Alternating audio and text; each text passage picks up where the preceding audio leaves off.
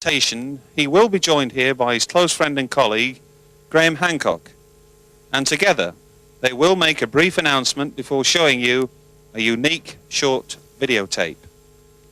But it's now time to digest yet further startling revelations and, I might add, marvellous images from a man whose literary talents have made him a household name, quite literally, throughout the world. Ladies and gentlemen, your appreciation, please, as you welcome Mr. Robert Boval.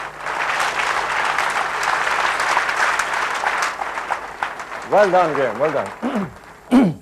People ask me, how did Graham and myself get together? It's rather a long story, and I'm told I don't have much time tonight. But the meeting point was through our agent in London, Mr. Bill Hamilton. And I got a phone call from Bill Hamilton one day in early '93, and he said, "Hey, would you like to meet Graham Hancock?" I said, "Great, I'd love to, the man of the sign of the sea." But he said, "You'll enjoy that. He's a bit like you, you're both the same, you've traveled around the world, you're intrigued in all these mysteries, but there is something, I'm sure, Robert, that you'll be keen to know. He can talk as much as you can." I said, "I've got to see that." And indeed, well, I say we're almost at par, and we've become very good friends. It's been 3 years we've been working together, and it's through the friendly cooperation and respect, mutual respect that we have for each other, that Keeper of Genesis has come to be. Fingerprints of the gods.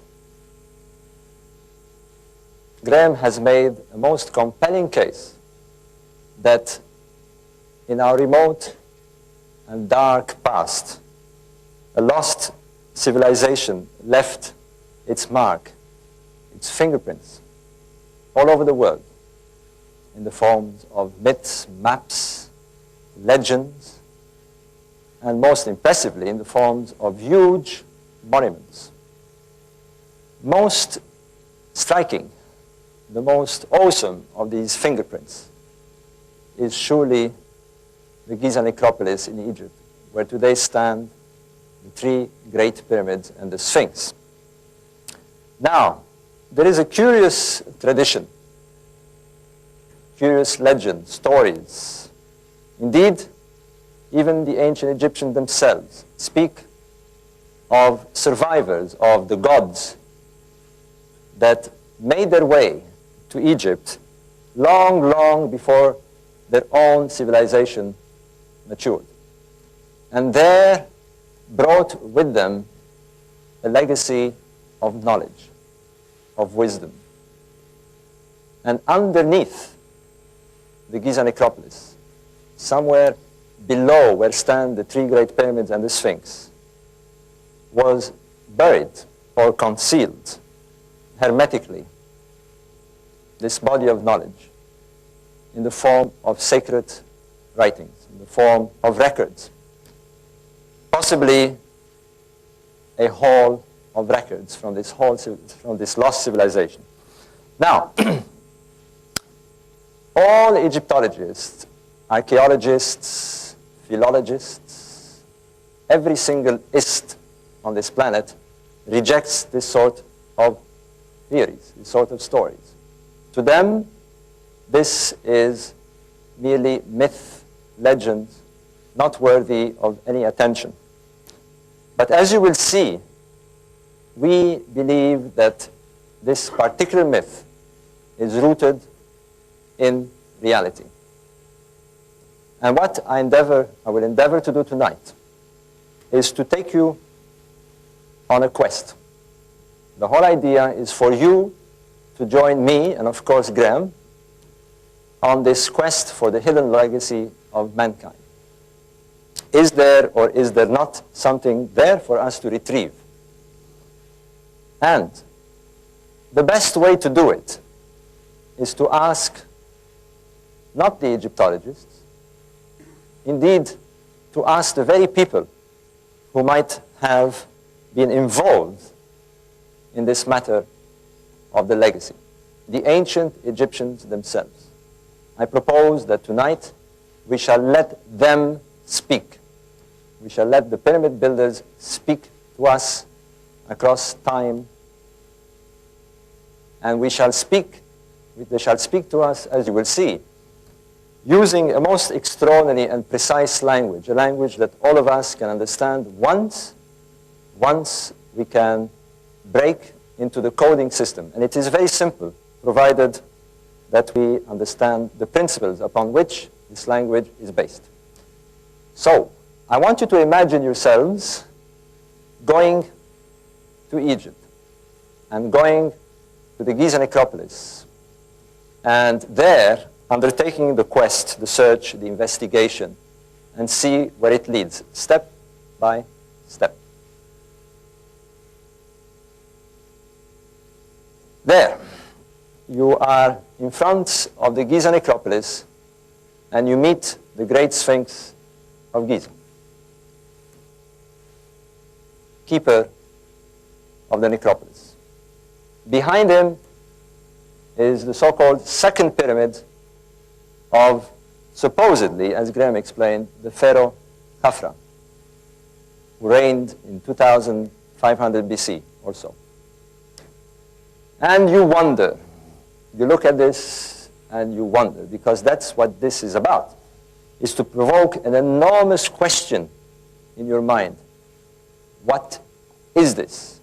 Who left this? What for?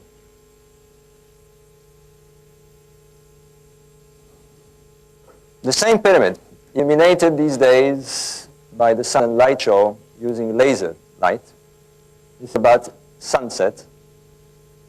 Now, imagine yourselves right at the top of the Great Pyramid.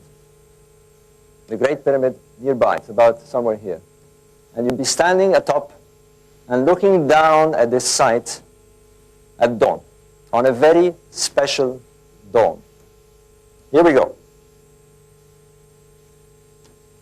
Graham and me perched on top of the Great Pyramid, right at the apex. And we're looking down towards the Sphinx. And here's the pyramid you saw illuminated, the second pyramid, casting shadows with the rising sun, casting the shadow of the rising sun on the spring equinox. This picture was taken by Santa, Graham's wife, on the 22nd of March this year. And we were there for this very specific reason, to look at the rising sun on the spring equinox. Bear this in mind, because it is the rising sun on the spring equinox that holds the ultimate key to the riddle which we hope to unravel tonight. You're looking now from high above to on the site of the Giza necropolis, the three great pyramids all together. Here you have the Great Pyramid, supposedly built by Cheops, the one that you were looking at, the second pyramid. You were standing up there, by the way, looking down this way. And I was pointing somewhere in this direction towards a monument. And here, the so-called third, smaller pyramid. Now, I will dispense with all the measurements and figures concerning these monuments. They're all laid out in detail in my first book, The Orion Mystery, in Fingerprints of the Gods, and indeed also in Keeper of Genesis. So let's dispense with this. But I want you to grasp in your mind the awesome scale of this project, the awesome, gigantic scale that you're looking at here. And to do that, in this picture is the Great Sphinx of Giza. It is as long as a city block, as high as a 10-story building, much higher than this ceiling above me. And it is in this picture. Here it is, like a little dinky toy compared to the three giants in the back. That is what you are looking at here. 15 million tons of material, quarried, hauled, cut into perfect blocks, and raised in perfect geometrical shapes. The Great Pyramid stands 480 feet above ground level. It contains 6.5 million tons of material, set in perfect geometrical shape and set, as you will see soon, in perfect astronomical alignment. And you open your guidebook, you open your Egyptological books that you might have, and the first thing that you're told about these monuments is that they are tombs. They are tombs to house the body of 3 pharaohs. 3 pharaohs who wanted their names, their grandeur, their power to be known forever and forever. That is why they built these monuments, in order that posterity knows how great and powerful they were. That is what you would be told. And here is when you strike the first problem. You're looking inside a graphic representation of the so-called King's Chamber inside the Great Pyramid. This is a graphic representation done by one of the engravers of Napoleon, representing apparently when the Arabs opened the Great Pyramid in the 9th century.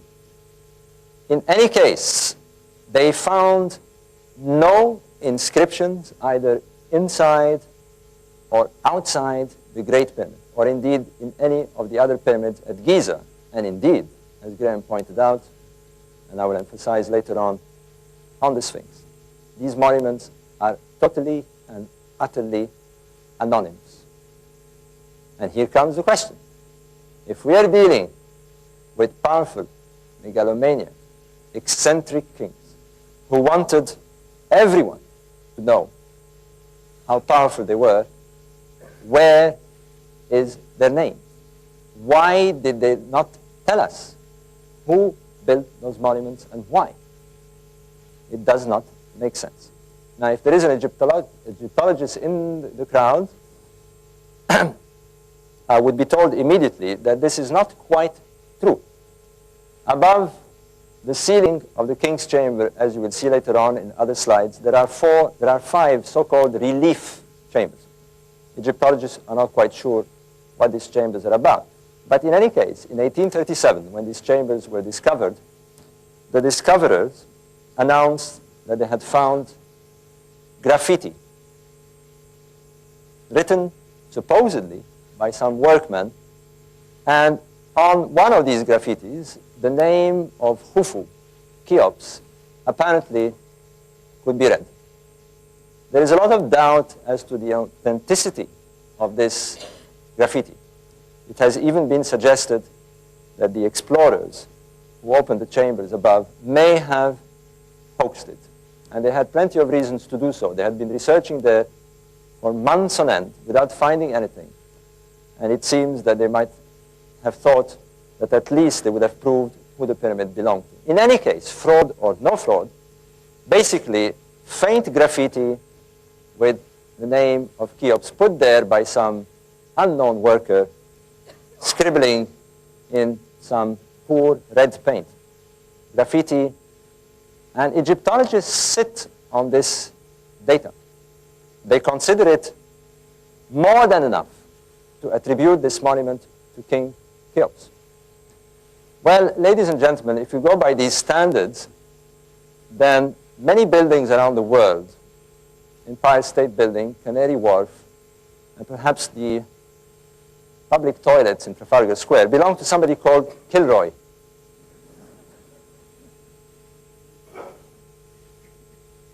Certainly not enough evidence to allocate 6.5 million tons of archaic high-tech so easily.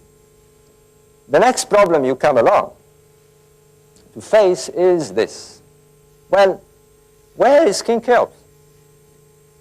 No bodies were ever found either inside or outside the Great Pyramid. To this day, King Cheops is nowhere to be found. Neither his remains, or his treasures, or his tools, or anything at all. Nothing.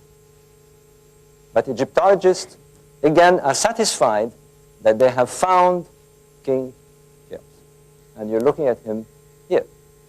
It is a statue that was found 600 kilometers, miles, 1,000 kilometers to the south of the Great Pyramid. And on this statue, again, faintly inscribed what looks like the name of this king. You're looking at a rather enlarged photograph of this statue. If you look at my fingers, it is about that big. We're supposed to go home because the mystery is solved. This is it. We have found King Cheops. Here he is. He's in a little glass box in some corner of the Cairo Museum, passed by and ignored by all the tourists because they can hardly see that puny little thing representing the great builder of the Great Pyramid. Again, very flimsy evidence indeed. But is it possible that the pyramid builders and their monuments were not mute, that they did speak eloquently, that they spoke most powerfully, but not in the language that Egyptologists are accustomed to, that they spoke the universal language that we would call today scientific language? And let's examine this possibility. Because one thing that you will also read in Egyptological textbooks is that it is a fact. It is not a question of theory. It is a fact that the Great Pyramid is perfectly constructed in scientific manner. Let me explain what this means. You're looking at an overhead of the Great Pyramid. It is set on a square base, an area of 13 acres, a gigantic area. Apparently, you can put 22 tennis courts in that area. It's enormous. The side of that square measures 230 meters, 750 feet. Were you to walk all around the Great Pyramid, you'd be walking almost a kilometer.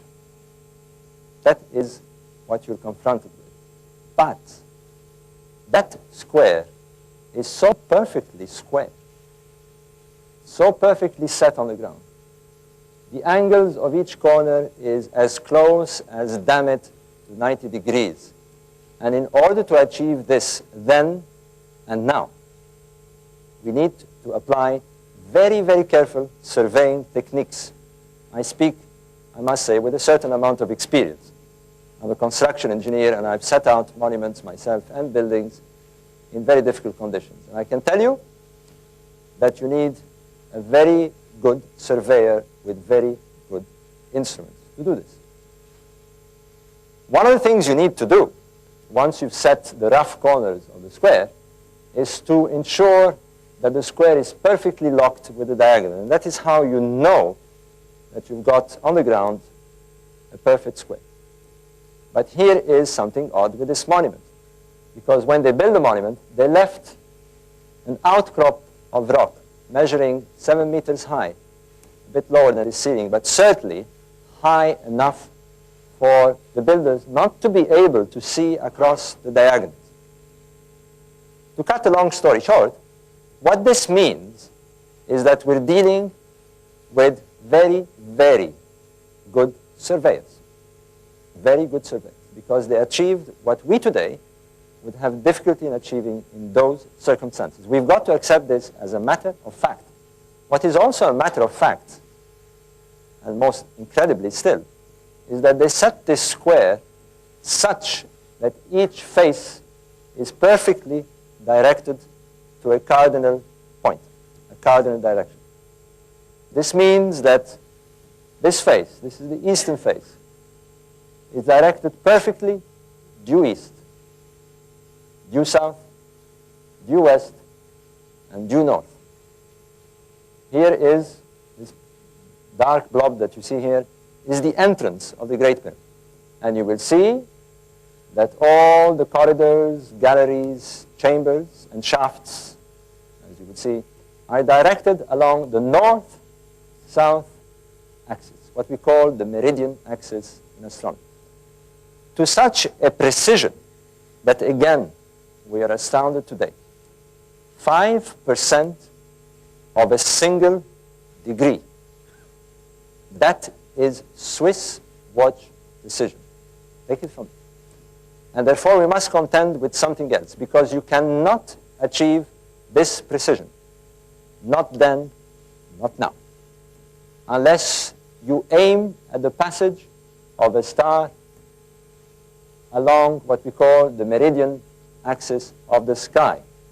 You need a pinpoint of light to aim at to get that kind of precision. Not the sun, not the moon, not a piece of stick. It can only be done with the passage of a star. It is, again, a fact. Let me explain what this means.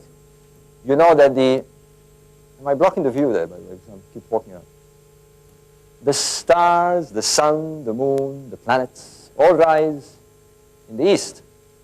And they rise and culminate at the meridian. They reach their highest point in their transition at the meridian every day.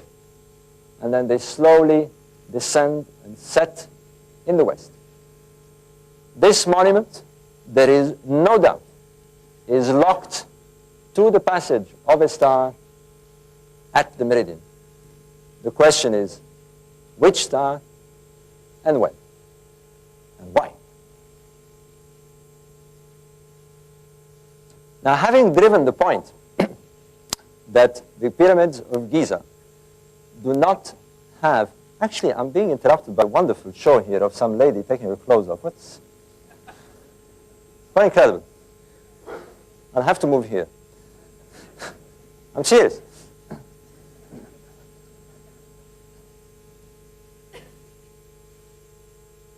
Having driven the point that the pyramid builders of Giza did not use hieroglyphic texts, but seemed to be using astronomy somehow to express themselves, not one single word, here you come to another anomaly, another problem. You're looking at pyramids of the 5th and 6th dynasty, the kings who followed immediately the Giza builders. And clearly, you're looking at shabbier, poorer, much less well-constructed pyramids. Here is one, for example, that has totally collapsed, hardly looking like a pyramid at all. Nowhere near the quality and size and precision of their predecessors. But unlike their predecessors, these pyramids are loaded with hieroglyphic texts, from floor to ceilings, hundreds and hundreds of hieroglyphic texts. Now, the question is, what do they say? This is the logic of investigation. And not surprisingly, as you look into those texts, you will find that they speak of the sky, of the stars, and particularly of a constellation, the constellation of Orion. And they identify the constellation of Orion with a deity called Osiris. And that this region of the sky where Orion is, and you will see other constellations as well, they call, or at least it's translated here by the Egyptologists who translated this, the netherworld. It's the wrong term, really. It's too hazy for me. They actually have a word for this, the ancient Egyptians. They call it the Duat. And when they mention the Duat, they mention a specific area of the sky. And at this stage, we know that it contained Orion. And therefore, now we have a cue. We have something to carry on with our investigation and see if these stars have anything to do with the star that we're trying to find linked to the Great Pyramid. Now, here is a curious passage in those pyramids. We have the king, identified to the deity Osiris. I will explain why in a moment. But here is the interesting thing. we have the pyramid identified to Osiris, the construction of the pyramid identified to Osiris. Now this is very interesting, because if you make the transposition between Osiris and his stellar counterpart, Orion, then what we're being told here is to look into a connection between the pyramid and the constellation of Orion. That, again, is the process of investigational logic. Now, what we seem to have here, unavoidably, is a hieroglyphic language veiling a more powerful, a more scientific language. I will coin the word astroglyphics. We have hieroglyphics veiling astroglyphics. That's what we've got. Now, let's see what this means. Let me explain what you see, because those pictures are rather small. Here is the Giza necropolis with the Sphinx and those pyramids, anonymous but containing powerful astronomical alignments to the stars, and seemingly related, or inviting us to relate them to something to do with the constellation of Orion at this stage.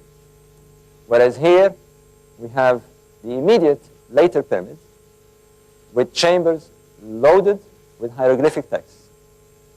And what we should normally do, according to my logic, is that we should take this allegorical language of astronomy and put it back in its original images, in its original glyphs, if you like.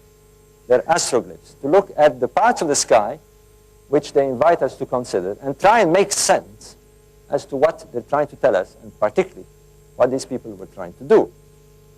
This is the right approach. I will give you a similarity between the kind of work we do in construction and this approach, the scientific approach. I'm a construction engineer, as I've said, and I've built many projects around the world. And the way we do it is this. We get drawings given to us by an architect. And these drawings bear signs and symbols and mathematical symbols.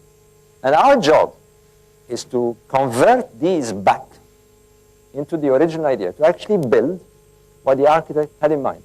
What he doesn't want us to do is to look at these drawings and write a story about it, write a book about it. We are simply taking them in the wrong direction.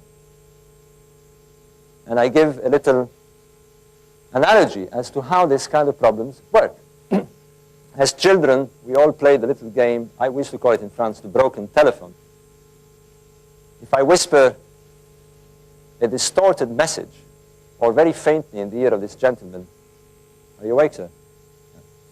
Sitting there, and he would pass on the message by whispering down the line and so forth and so forth. By the time he gets to the last person on the row, it is all distorted. You know how this works. We used to play this at school. That's the trouble, is if you take it in the wrong direction, what he should have done, if he didn't quite understand it, is to make me repeat what I said. And this is basically what we're asking, or they're asking us. We have to get back in the right direction. Well, the problem is that this isn't at all what classical Egyptologists have done. When the texts were, when the coding of the hieroglyphic texts was broken in 1822, it fell into the hands of classical scholars, classical academics, most of them at the time studying cultures like ancient Greece and so forth. There was no science of Egyptology, as a matter of fact. And overnight, the science of Egyptology, we are told, was born. Being classical academics, what they did was to take these texts and translate them in classical languages and in our own modern language, in English, in French, in Italian, in German, And that is what they did.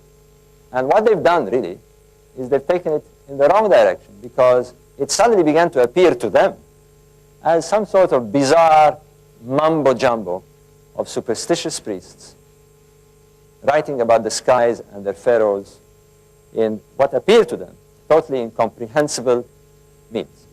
So there are passages there. I'll go very briefly, because this is a typical example of the sort of thing that happened and is still happening. There's a passage that reads the Duat, this region that we have identified, the region of Orion and to Osiris. The Duat beats your feet to the dwelling place of Orion. And another one has been translated as the Duat beats your hands to the dwelling place of Orion. Although we can still discern the astronomical lingo through those translations, they begin to get distorted. They appear, indeed, to be some mumbo-jumbo. That is what you get. And really, what we've done is, for the last 15 years, we've been arguing that the direction is this way. But the classical Egyptologists refuse to consider this direction, for the simple reason that they don't believe that the ancient builders were any good astronomers. Indeed, that they knew very little about astronomy, or any science as we understand science today. That is the problem. But it stands out like a sore thumb that the people we're dealing with here not only knew about astronomy, as you see, but could understand the way astronomy, the skies, could be used to convey information and messages through the ages. So let's examine that possibility. Let's see what the ancient Egyptians themselves had to say. And what they tell us with force, one thing they insist upon over and over again in their text, is that their civilization was a legacy from the gods. That they got their civilization handed down, brought down by the gods. And this is how they tell us the story. They tell us that the universal deity, Atum, who manifested himself in the sun as Atum-Ra, self-created a couple. In turn, this couple created the earth goddess, the sky goddess and the earth god. And from the womb of the sky goddess emerged 4 anthropomorphic, human-formed, stellar deities who were sent down to earth, and 2 of them, Osiris and his sister wife Isis, became the first rulers, the first divine couple to rule the land of Egypt. A land and a kingdom established in a period they call Tep Zepi, literally translating as the first time. They established a kingdom of the first time in Egypt. Tep Zepi, what we would call today Genesis, the kingdom of Genesis. Now, we are told, too, that this kingdom, this divine kingdom of the first time, was established in the region that today we call the Memphite necropolis, the Memphis region, where today stands the Great Pyramids and the Sphinx. So this is what they tell us. We have to read their text, and this is what they tell us. Now, we are faced with a sort of Hamlet story. Osiris was killed by his brother, his jealous brother, and his body was cut into 14 pieces, scattered all over the land of Egypt. And his wife, Isis, was left without a child, without a successor to take over this kingdom of the first time. She gathers back all the pieces of the body of Osiris, brings him back to life using her magical powers, and becomes pregnant. And eventually she bears a son called Horus. Horus is the first god king of Egypt. And it is from Horus that emerges the divine line of kings, of pharaohs of Egypt, the Horus kings. They believe themselves to be the reincarnation, the bodily reincarnation of Horus, the sons of Osiris. That is the myth. This is what they tell us. Meanwhile, they tell us what happened to Osiris. They tell us in no uncertain terms that he departed back to the gods, back to the sky, and established another kingdom in the sky, another kingdom of the first time. And this kingdom, they called, as I've said, the Duat. The Duat. So let's have a good look at this Duat. They are attracting our attention to a part of the sky with great significance to their myth, their genesis. Here is that part of the sky, or part of that part of the sky, and you can see the constellation of Orion. Now, I'm having problems with my pointer. I wonder if somebody can get me another one. I'll use this one meanwhile. The constellation of Orion, with the characteristic 3 stars, the belt stars of Orion's belt. And you can see the constellation of Orion.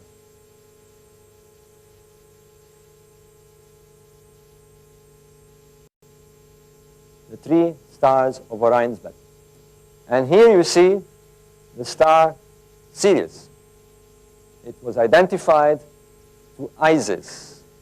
Isis, the consort of Orion Osiris. When she died, she too became a stellar deity and joined Osiris in the Duat. Along the banks of what they call the winding waterway, which they identified to the terrestrial line, the Milky Way. And this is the setup. The Duat encircles, as you will see, another constellation on the other side of the Milky Way. And this is the constellation of Leo. So this is the region of the sky that we are asked to know, to understand, and to see what it has to do with the pyramid builders. And this has nothing to do with the pyramid builders. And I'm inclined to crack the standard joke I have. I will do that because it always works. I hope I get a giggle from you. I keep saying that Graham Hancock puts this slide to put me off in my talk. It's a kind of little standard joke we have, you know. And I'm kind of confused, and I'm not quite sure what I'm supposed to do now, to stop the talk or what. It is something that I'm sure a lot of you may know what it is. It is not a cheap Mexican postcard or one of those praying rugs. It is known as the Acerebo interstellar message. It is the first message sent by us, mankind, to the stars in an attempt to communicate with a possible civilization outside our galactic system. It was transmitted to M13, a galaxy 25,000 light years away from us. Now, I don't know why they didn't choose something nearer. Maybe they don't want an answer. But nonetheless, that's what they did. 1974. And this is how it works. It is composed of 1,679 bits of information. Now, we get radio messages constantly coming from the stars, and vice versa. And the reason is that there is background noises that the stars make, and they're not necessarily at all intelligent messages. They're just noise. But if you get 1,679 bits of this information transmitted by radio message, you listen, because it is a prime number. If you get a prime number coming across, you listen, because it means this is intelligent. And more so, because this particular prime number is the product of 2 other prime numbers, 23 and 73. And the suggestion is to split the bits of information in rows of 23 by 73, and you get this peculiar image. And what it is at the top you have a counting convention. Here you have information about the genes and DNA of the creature. The human creature, us, that is here, we're given data concerning the population on this planet and the position of our planet in a solar system. This represents the sun, and the third planet, our planet, is offset near the creature to show that we are from the third planet, planet Earth. Information about the telescope, the radio telescope, its size, and so forth. In short, what you're looking at here is the way that we're trying to communicate with an unknown civilization across time and space. And the reason we use this language, this astroglyphic language, this scientific language, is because there's no need sending a message in English or in Turkish or in French, simply because it doesn't work that way. They will not understand. They will understand this nowhere, no matter where they are. They will understand this everywhere, in M13 or whatever galaxy we choose to send it to, if there are intelligent people there. So that's the idea. There is another one here, known as the Voyager message. It is stuck or inside a probe, or Voyager 1, that was sent outside our solar system in 1976. It's just got out of our solar system in the last few years. And it's heading towards the stars. Again, information about coordinates of where we are, the Earth, information on how to play a record, apparently. There's a record inside that sleeve that is entitled The Sounds of the Earth. Whatever sounds they have, maybe Madonna singing or things like that. I don't know. Now, I'm going to be asking this question with all seriousness. Are we getting a message? Are we getting a message from whoever built that sound? I am not suggesting that we are getting an extraterrestrial message, although some have. I'm not addressing that at all. I'm suggesting with all seriousness, we are suggesting, Graham Hancock and myself, that we have all the ingredients of a clever, scientific, astroglyphic message. The way that we today are attempting to communicate with some distant civilization existing somewhere else. Are we getting a message across time from a lost source deep into our past? Somebody who is desperately trying to pass on a message. The ingredients are there. The question is it a message or not? Let's look at this more closely. You will recall that the emphasis of the pyramid builders was to ensure that the monuments were perfectly set along the north-south axis, the meridian axis. You're looking at the cross-section of the Great Pyramid along the north-south axis. And you would enter the monument on the north face, down a descending passageway. Here's the so-called subterranean chamber, up an ascending corridor, the so-called Queen's Chamber, into a grand gallery, into the so-called King's Chamber. Here, by the way, are the so-called relief chambers where these graffitis were found. And here are what Egyptologists still call today the air shafts. They haven't, whoever did this diagram hasn't even bothered to show shafts, although we know they exist. Indeed, one of them is the most mysterious shaft indeed. It has a little door at the end of it. And we'll be talking about this door and also the possible chamber under the Sphinx when I conclude my talk. The reason these shafts are not shown on this diagram is because the Egyptologists who did this diagram adhered to the so-called abandonment theory. They still believe that the builder of the Great Pyramid abandoned the lower chamber, then moved into a higher chamber here, and then abandoned the second chamber to finally settle for the King's Chamber, or what they call the King's Chamber. You need this abandonment theory to make the tomb theory work, because you cannot have a tomb with 3 chambers, because they wouldn't have cut the body of the pharaoh in 3 parts, And therefore, Egyptologists have convinced themselves that this is what they're looking at. Builders who changed their mind in a monument of that size and scale and finally ended up with a chamber above. But let me tell you this. You do not abandon such work. Indeed, you do not fool around with a monument like this when you are building a monument of 6.5 million tons of material. The architect does not fool around with it, I can tell you. These are not abandoned chambers, as you will see. Indeed, certainly, they hold the key, this chamber in particular, to one of the major riddles of this monument. So, the meridian is the emphasis of the builders. But, having obsessively set the Great Pyramid on the ground, along the north-south axis, along this meridian axis, you come to another problem. They set the other two pyramids along an angle of 45 degrees to the meridian. And they've set a third, smaller pyramid, offset from that diagonal angle. And you have to ask the question, the next point in the investigation is, why? What are they trying to do? What message is there? What glyph are we looking on the ground here? And that is what we have to answer.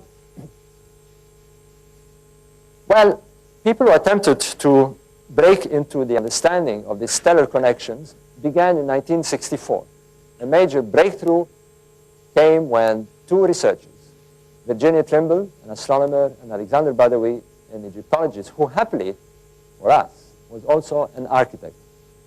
And they investigated the meaning of these so-called air shafts in the Great Pyramid. There are two of them heading south, you can see A and B, heading towards the south meridian, that particular area of the sky that the monument is locked to, and two others directed to the north meridian of the sky. And they had a hunch that these were not air shafts at all. Now, Badawi, being an architect who had studied every single tomb in Egypt and who had never seen any tomb ever ventilated, any monument that was supposed to be a tomb ventilated, for the very simple reason that it doesn't make sense to ventilate a dead body. No need to ventilate a dead body. It's as if you would take what's in your fridge and put it in the garden. That's the same analogy here.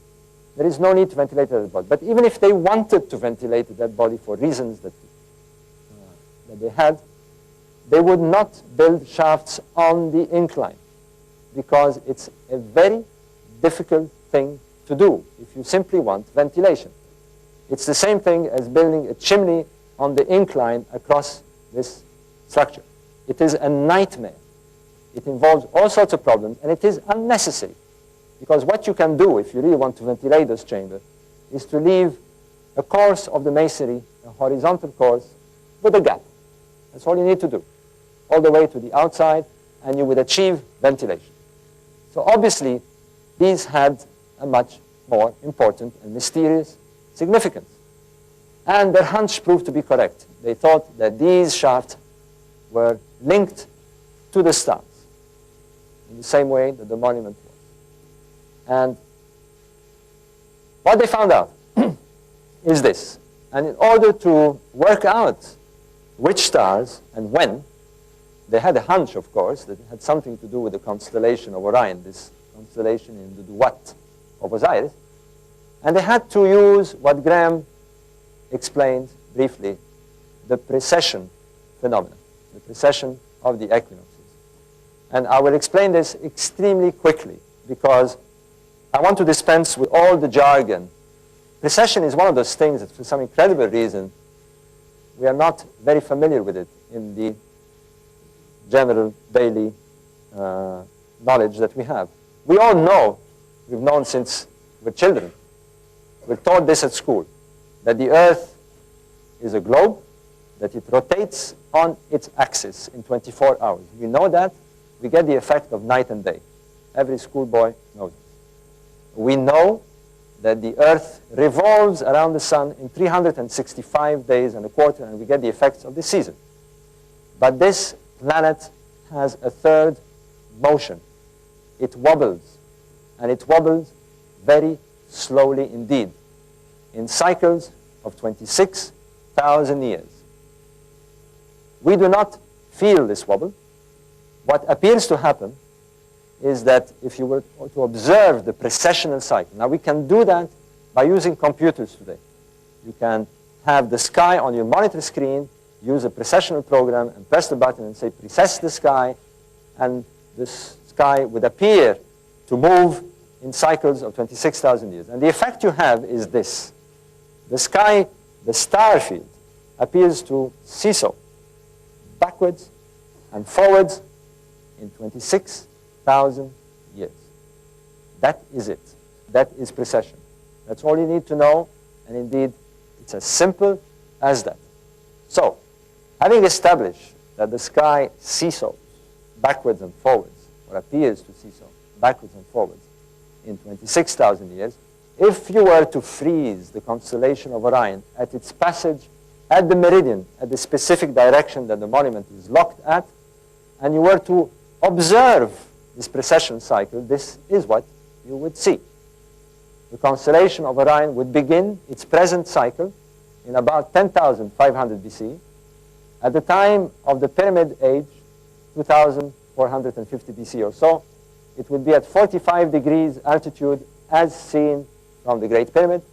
And today, roughly today, it would have reached its maximum position in that cycle. And then it would begin to go down in a couple of centuries and start another cycle. In short, up and down in cycles of 26,000 years. In this current cycle, 10,500 BC is the beginning. And what they discovered is this, that the southern shaft in the King's Chamber pointed to Orion's belt, the center of the constellation of Orion, the center of this Duat region, this Osirian land of the first time in the sky. In case you are wondering how this works physically, this is a diagram that shows it very well. Imagine yourself standing in front of the Great Pyramid, looking at the meridian, looking due south, and speeding up the precession cycle. The constellation of Orion would be here at the beginning of its current cycle in 10,500 BC, at this altitude at the Pyramid Age, and today this is where you would see. This is what happened. And this is what they seem to have had in mind, to create a link between the Great Pyramid and that area on the ground to the heartland, the very center of this Duat Osirian region in the sky. And here we come to some interesting terminology, because they had a name for this region in the sky, this central region. They called it Ros Tau. It literally means the entrance to the afterworld. And because we're dealing with a stellar world, I will use the terminology that the BBC used when they did the documentary on the Orion mystery. They used the terminology, the gateway to the stars. Or if you prefer the Hollywood version, the Stargate. The Stargate. You will see that this Stargate is also a time gate. But let's carry on with the sequence of our logic. Now here is another odd thing. They had a name for the area where stands the three pyramids and the Sphinx, the Giza necropolis. We call this the Giza necropolis. They called it Rostau. They also called it the Stargate. And therefore what you have here is two Stargates, one on the ground, one in the sky, linked by a shaft. That is what we have. Now,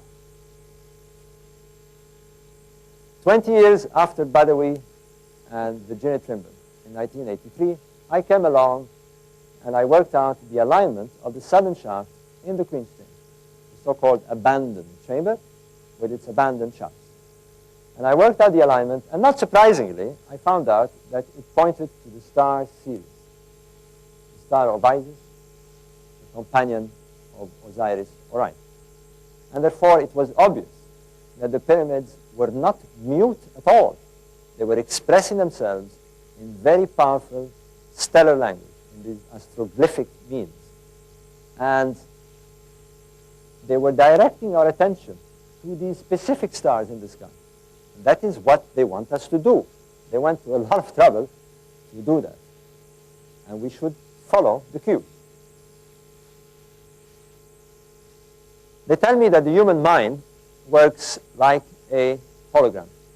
That you have a left brain and a right brain, and somewhere in the middle is an interface, and you get those bright ideas in the morning, like who's supposed to do the dishes tonight, and things like that. I'm not sure how it works. I don't sense a left brain and a right brain, but I know that something of the sort happened in my mind in 1983, because I began to look at that Duat region, that sky region, with the Milky Way, the Celestial Nile, and so forth, and I was thinking pyramids. I began to think in a sort of dualistic form, like those people who wrote the texts. As above, so below type of thinking. And when I isolated all the pyramids of the fourth dynasty, here are those Rostau pyramids, those Giza pyramids, those gateway pyramids, I began to see that there was quite a striking similarity with the Milky Way and the Nile and the layout of the pyramids. And the next thing that was obvious to do was to have a damn good look at this Rostau in the sky, those three stars of the belt of Orion. And here is a picture taken by the Lowell Observatory. And as I drew a line across the two stars of equal magnitude, or equal size, apparently, I noticed that the third smaller star was offset to the left or to the east. And I quickly realized that what you had was a correlation. That the monuments on the ground, the Rostau on the ground, was in correlation with its counterpart in the sky. Now, there was a problem, and this is it. This is what they must have had in mind, to correlate those three holographic stars, architectural stars, call them what you like, with these three stars in the sky. The land, the heartland, the Rostau of the Duat, with those three pyramids representing the Rostau, the gateway on the ground. Now, this is what they must have had in mind. But there is a problem. And here it is. If you were to observe the passage of the three stars of Orion's belt, the Rostau stars, at the meridian in 2500 BC, although the images are the same, the picture of the stars appears to be tilted far too much at an angle of 75 degrees to the meridian, not matching what you have on the ground. This is a bit dark because of the light.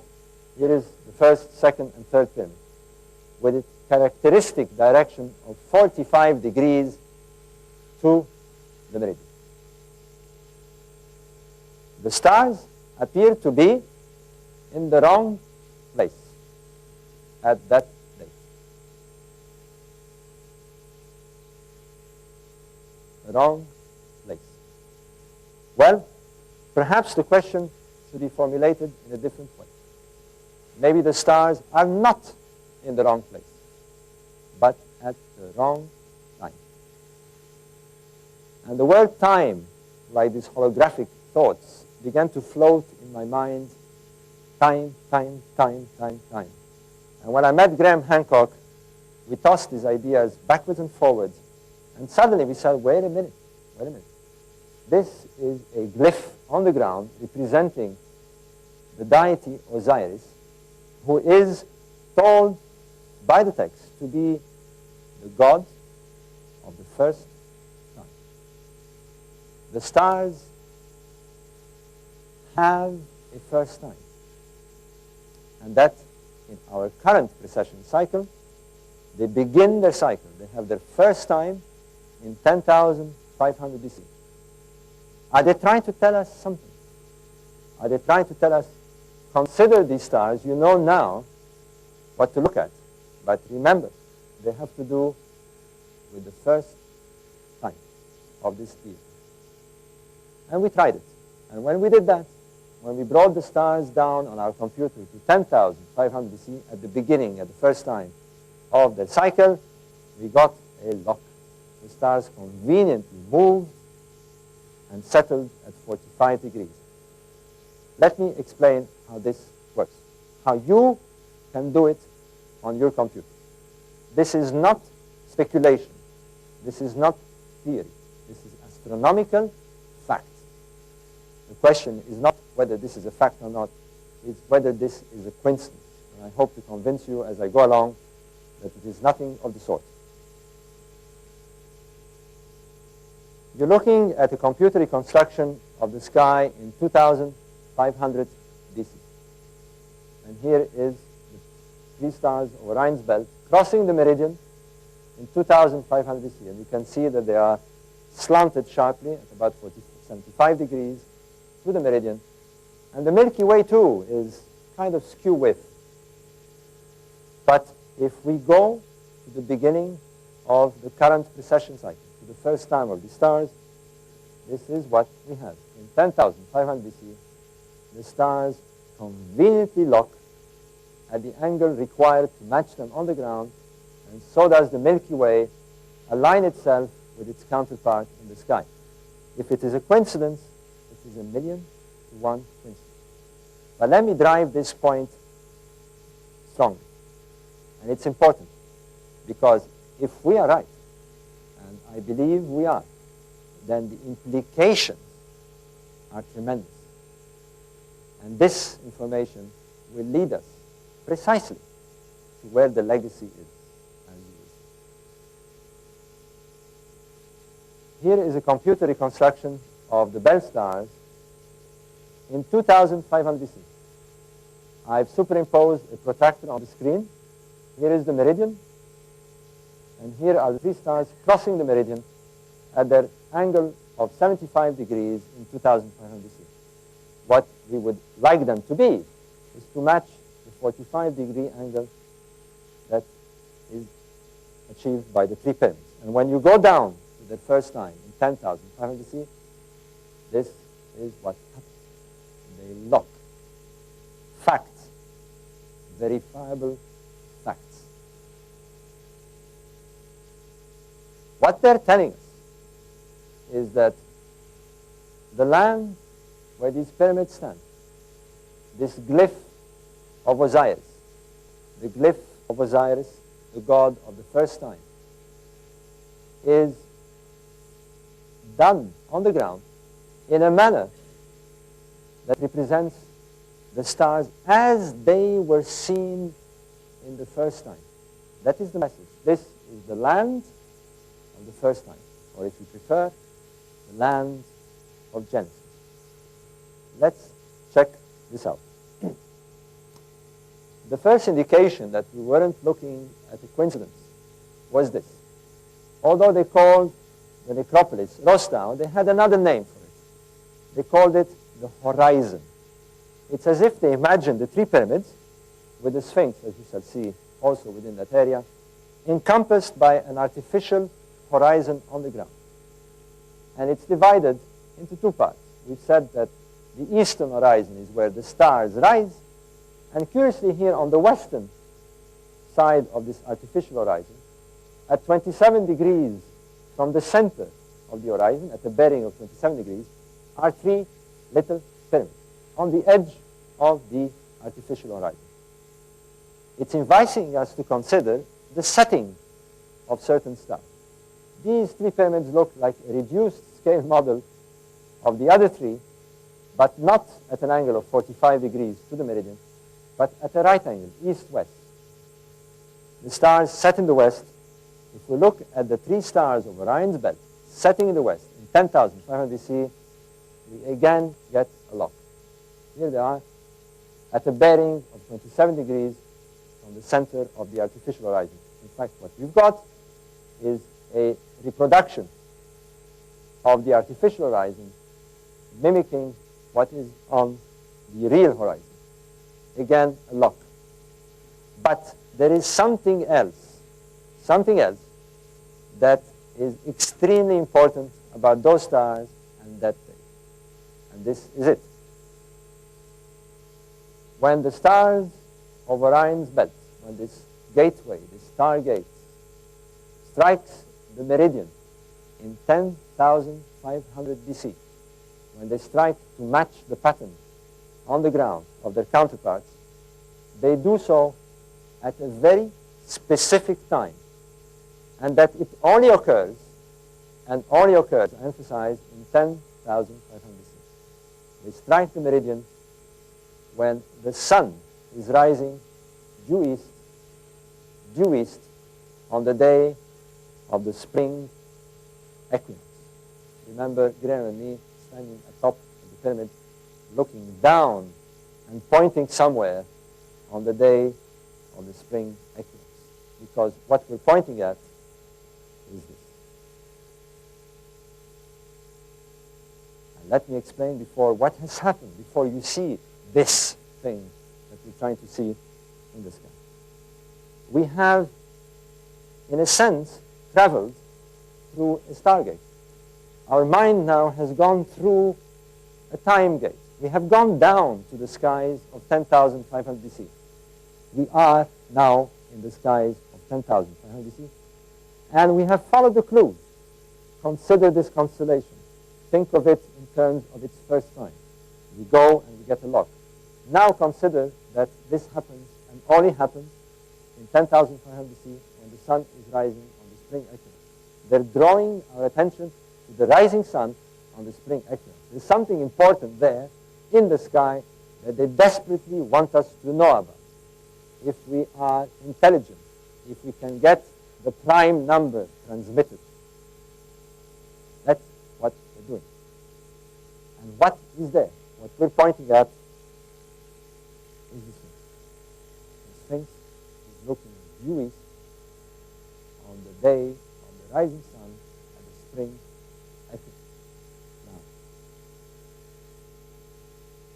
Now, as all of us know, the sun does not rise at the same place throughout the year.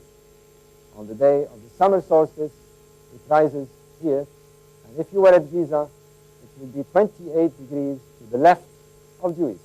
It would be rising here.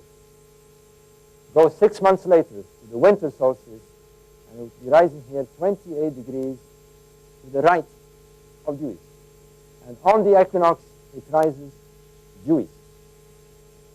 The Sphinx is gazing due east on the day of the spring equinox. In fact, this picture was taken on the day of the spring equinox this year. So the Sphinx is, without question, an equinoctial marker. And in this case, the clue is an equinoctial marker of the spring. We are asked to consider and to see in the sky what the Sphinx is looking at on that spring equinox in 10,500 BC. What can there be for us to be so interested and for them to have gone through all this trouble to convey the message? I will dispense with the identification of the Sphinx. Graham has so eloquently described the argument. There is no question about the Sphinx being an image of Khafra. It is not Khafra. It is a fact. This is established. We have gone through the textual argument, the inventory stela, as Graham Hancock has described, which Egyptologists dispense as some sort of fiction. Whereas, as you were told, they much rely on the famous syllable, Khafra. I hope you've covered this, Graham, over the way. Have you? Thank you. We've done that. Now, let's look at this stela carefully. Graham has shown you the famous syllable with the ray. And what it tells us, that's what this stela is telling us, is that the statue was not built for Khafra or anybody else. It was built for Atum Ar-Maki. Now, we have encountered Atum as the creator God, the God of Genesis, the God of the first time. Who is Ar-Maki? Well, we have to contend here with a Grecian rendition of an ancient Egyptian term. It actually means Horem Achet, translating as Horus in the horizon. You remember that they called the necropolis the horizon, and they see the Sphinx as Horus of the horizon. That's what they're telling us. They're telling us something else. They're telling us that this Horus of the horizon, in the horizon of Giza, is marking the splendid place of the beginning of time. Here is a typical confusion, this broken telephone, this message being transmitted through translation, a little bit distorted, because you will see that what the translator should have done, actually, luckily, put a little annotation to tell us what is the real translation, is that the beginning of time, the splendid place of the beginning of time, is literally the first time. That which we have dated in 10,500 BC with our own calendrical system, using the stars of Orion's belt. The ancient Egyptians themselves, a Horus king, a high initiate, is saying the Sphinx is marking the splendid place of Set-Zet. Of course, ignored and dispensed by the Egyptology. Let's see who is the Sphinx if we use this kind of logic. They tell us Horem Achet, Horus in the horizon. Well, we can understand this. Horus is a deity, the son of Osiris, at the first time, and they speak of the Sphinx being a marker of the first time. Well, we have a date now. Horus in the horizon. But they also nominate the Sphinx Hor Acti, with a subtle difference. Horus of the horizon. Remember this dual way of playing around with their thoughts. Clearly, they're inviting us to consider a celestial Horus of the horizon. One they call Hor Acti, Horus of the real horizon. Let's examine this. But first, let's deal with another anomalistic situation with Egyptologists. They say that the pyramid builders and those who composed the pyramid text did not mention the Sphinx. Indeed, the ancient Egyptians do not talk about the Sphinx, Egyptologists tell us, until the New Kingdom, until Moses and other pharaohs put these stelas at Giza and nominate the Sphinx Hor and Achet and Horus. They are right. There are no references to Hor and Achet in the horizon, Horus in the horizon, in the pyramid text. But remember the astroglyphic sign. Now, this is like saying that if you were to examine the four Gospels, there wouldn't be a reference of Jesus. This was the greatest monument they built then, and surely they would have referred to it. Well, they did. They did so, because the pyramid text contained hundreds and hundreds of references to Horakti, Horus of the horizon, the astronomical, the stellar twin of whoever Horus in the horizon is supposed to represent. Now, let's look at this very carefully. The Horus king undergoes a journey, we are told in the pyramid. The Horus king is the living son of Osiris, and before he will depart and join Osiris in the sky, he represents the life force on the ground. He represents the sun. There is no question about it. And in his journey, he is asked to identify himself to the sun and undertake a journey on the land and in the sky simultaneously, intellectually projecting himself as the sun disk in the sky. And the final moment, the culmination moment, the apotheosis of his journey is this. They tell him to position himself 70 days before the sunrise on the day of the summer solstice. 70 days before, and they tell him that he is to position himself on the banks of the winding waterway near the celestial bull. All this information is in the pyramid. Well, we can reconstruct that. The pyramid texts were compiled in 2500 BC. We set our computers to 2500 BC, and we go to the summer solstice. This is what you would see in the east. In the summer solstice, 70 days before the event. 70 days before the summer solstice. And sure enough, when you do that, again, verifiable facts, you'll find that the sun is indeed positioned next to the bull of the sky, Taurus, on the banks of the Milky Way. They tell us this, and when we check it, it is so. And they tell us now that the Horus King, the solar disk, must cross the celestial river and reach the eastern horizon 70 days later. And when he does so, he will coalesce, he will merge, he will become one with Horakti, the Horus of the horizon. So let's see what happens. We simply follow instructions. And when we do that, this is what happens 70 days later. The sun is in the pose of the constellation of Leo. He is merged, he is entering Horakti, Horus of the horizon. And if Horakti is Leo, Horakti is Horem Achet, and if Horem Achet is the Sphinx, then Leo is the counterpart of the Sphinx. He is the celestial twin. It is a fact. Now, there is a problem with this situation.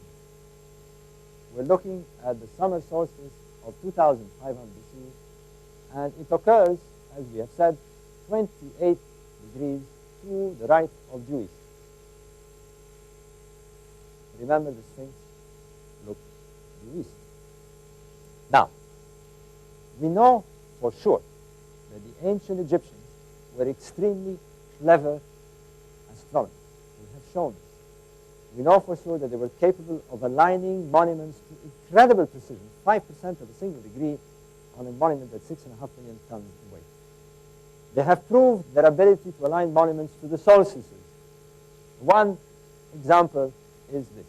You're looking at the rising of the sun, this picture taken by Santa Hancock, on the day of the winter solstice at the temple of Karnak. You're looking at the axis of the temple along those marvelous columns, and the sun rising bang on, precisely in the alignment of the axis on the winter solstice. You go on the other side of the Nile, at Luxor, and you're looking at the so-called colossi of Memnon, monuments, statues that weigh 1,000 tons.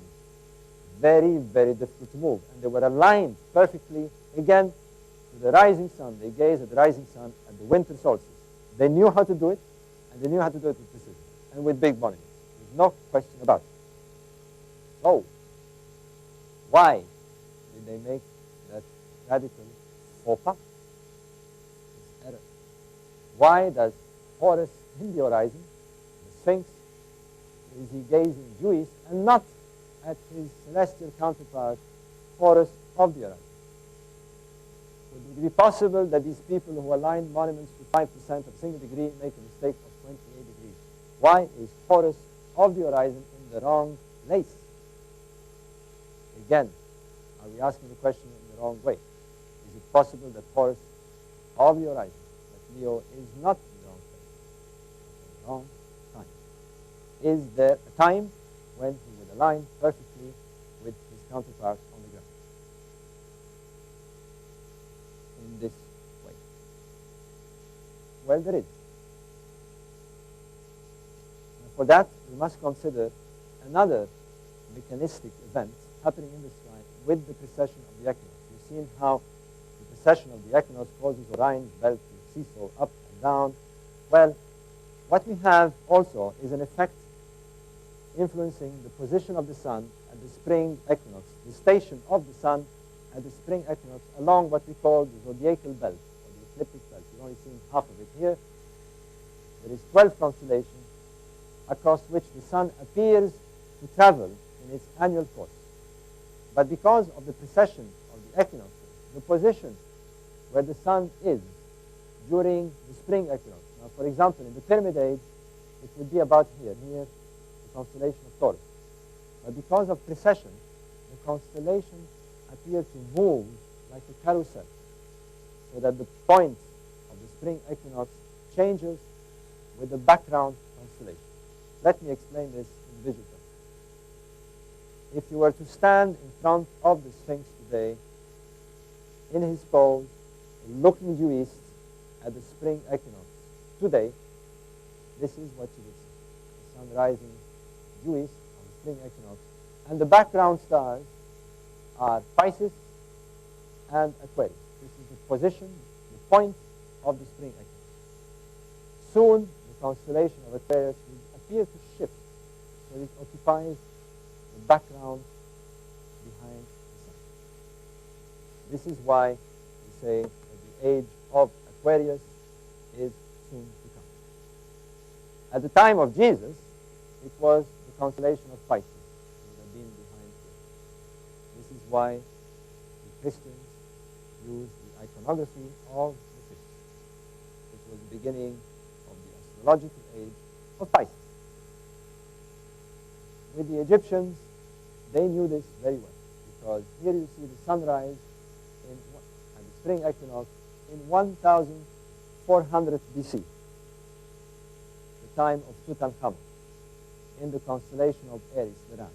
And we know that the iconography of the ancient Egyptians at that time was intensely to do with rams. The alleyways at Karnak and at Luxor are ram monuments. And here is the constellation of Taurus.